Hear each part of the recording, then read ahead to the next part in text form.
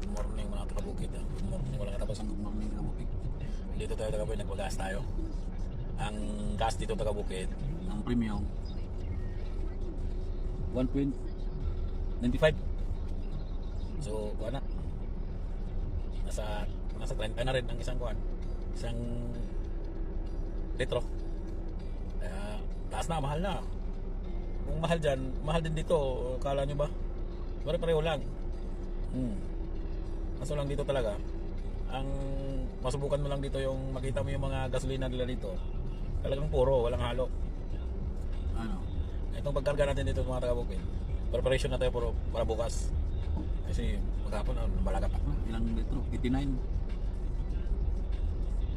45 liters yung nakarga natin.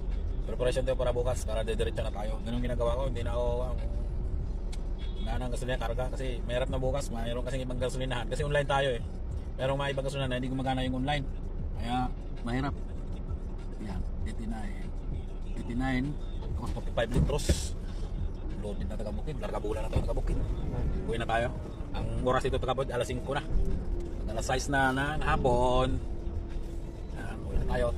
So tatakbuhin natin pa uwi mga nasa kalating oras pa, yung malayo kasi sa kabila tayo dumaan eh.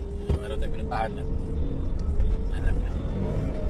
Larga bulan na naman tayo taga-bukid mga katubol. Wala nang intro-intro. Ngayon pag ganitong oras medyo matraffic-traffic na kasi yung iba nagsiuwian na rin. Pero yung gobyerno dito, ang uwian nila minsan alas 2, alas 3. Yung kagaya natin nga ordinaryo lang tayo. Alas 5, hindi na ako duman sa opisina dahil wala na, pag dumaan pa sa opisina may sisirado na. Kaya nagpaalam na lang ako, nag-visit na lang ako dun sa kuha namin doon. Diretso na ako. Bukas na ako mag-log out. Ay buhay, taga-bukid, larga bulan na, wala na ito intro.